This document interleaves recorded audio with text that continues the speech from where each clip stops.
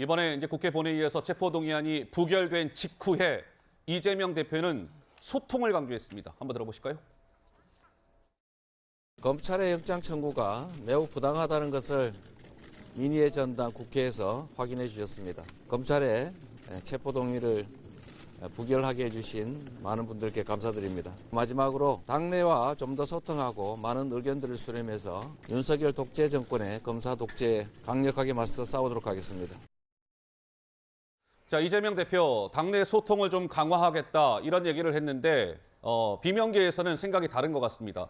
지금은 결단할 시기지 소통할 시기가 아닌 것 같습니다. 이 대표님.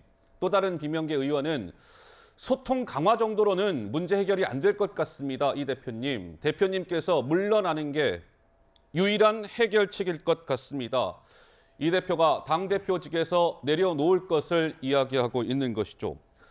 전평론가 보시기에는 당장 이재명 대표의 이제 거취 문제가 수면 위로 올라왔는데 전평론가 개인 생각은 어떠세요? 이재명 대표가 작금에 이러한 상황을 감안해서 대표직에서 내려오는 게 맞다고 생각하십니까? 아니면 내년 총선까지 이재명 대표가 진두지휘하는 게 맞다고 생각하십니까? 내년 총선까지는 예측하기는 어렵지만 예. 지금 당장 당대표를 물러난다? 이것도 그렇게 현명한 방법은 아니라고 생각을 합니다.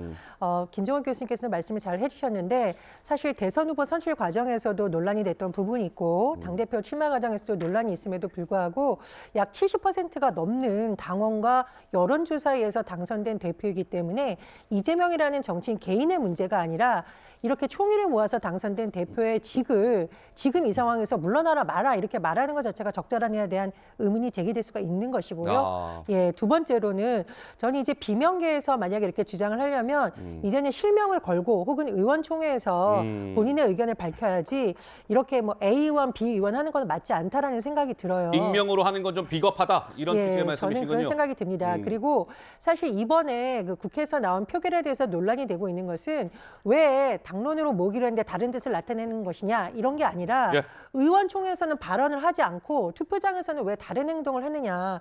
적어도 국회의원이라면 자기의 소신을 걸고 해야 되는 거 아니냐. 그러라고 의원총회 하라는 건 아니냐 문제제기가 있는데 저는 그 말에는 일부분 동의할 수밖에 없는 것이 밤을 새고 끝장 토론을 해서라도 의원총회에서 서로 의견을 얘기했어야 되는 것이 맞다고 봅니다. 예. 그런 차원의 좀 문제가 해결된다고 생각을 보고요. 마지막으로 자꾸 민주당 내에서 방탄 프레임 얘기를 하는데 지금 국정 운영에 있어서 가장 위험한 건 검찰 리스크예요. 검찰 리스크. 예, 지금 이재명 대표를 둘러싼 어떤 논란보다도 민생에 더 많은 영향을 미치고 앞으로 우리가 다뤄볼 외교에 영향을 미치는 부분은 사실 현 정부의 실정 문제인데 이 문제를 부각하지 못하고 자꾸 이 대표 얘기에 방탄 프레임을 얘기하는 건 역시 여당이 만든 프레임에 말리는 것이다. 이런 생각이 듭니다. 전평론가가 조금 전에 이런 말씀하셨죠. 뭐 비명계 의원 뭐 A, B, C 이런 식으로 하면서 이재명 대표를 공격하는 거는 어찌 보면 좀 비겁한 것 아니냐 뭐 이런 취지의 말씀을 잠깐 주셨는데 그렇다라고 한다면 실명을 걸고 이재명 대표를 향해서 쓴소리를 하고 있는 의원도 물론 있습니다. 누굴까요? 들어보시죠.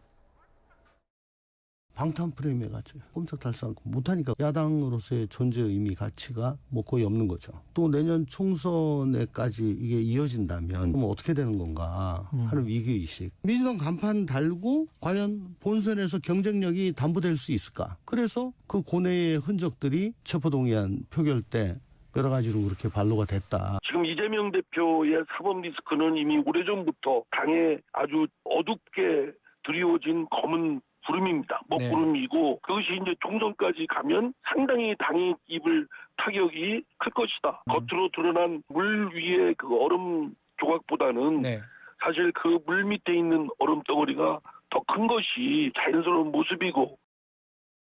네, 실명을 걸고 이분들은 이재명 대표를 향해서 쓴소리를 했습니다. 조응천, 이상민 의원이었고요. 역시 이제 비명계 의원들한테는 또 이런 얘기가 나옵니다. 오늘 체포동의안 반란표 사태는 진화될 가망이 없는 큰 불이 난 것이다. 불은 번져 나갈 수밖에 없다. 역시 익명입니다. 그리고 또 다른 민주당 의원은 문화일보와의 인터뷰에서 지금 필요한 건 당의 리더십을 교체하는 것이다. 굉장히 무서운 단어네요. 이미 전복 전략 수립에 들어갔다. 뭐 이런 얘기까지 나왔습니다. 부차장. 네.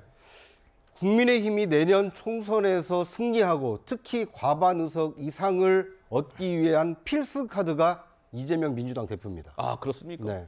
이재명 민주당 대표가 조기에 낙마하는 것을 여권은 별로 바라지 않을 겁니다. 왜냐하면 대장동 사건, 백현동 사건, 성남 FC 사건, 그리고 허위사실 유포에 따른 선거법 위반 재판, 이것이 1년 내내 계속된다고 한번 가정해 보십시오. 국민들에게 어떤 인식이 각인되겠습니까?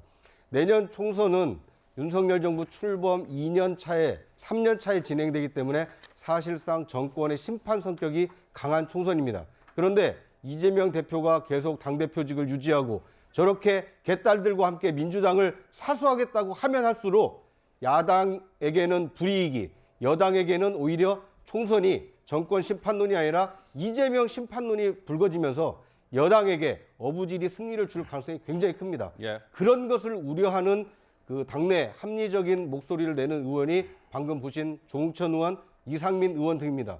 지금 벙어리 냉가슴을 앓고 있지만 수도권에서 당선된 또는 충청권에서 당선된 또는 PK에서 당선된 민주당 의원들 가운데 조응천, 이상민 의원처럼 얘기하고 싶은 의원이 하나도 없겠습니까? 얼마나 하고 싶은 말이 많겠습니까? 그런데 지금 한마디 얘기했다가는 이른바 개딸들에게 문자 폭탄 세례가 받고 이재명 대표가 내년 그 총선까지 건재해서 당 공천권을 행사한다면 공천에서 불이익을 받을 가능성이 크기 때문에 지금 침묵하고 있는 것입니다.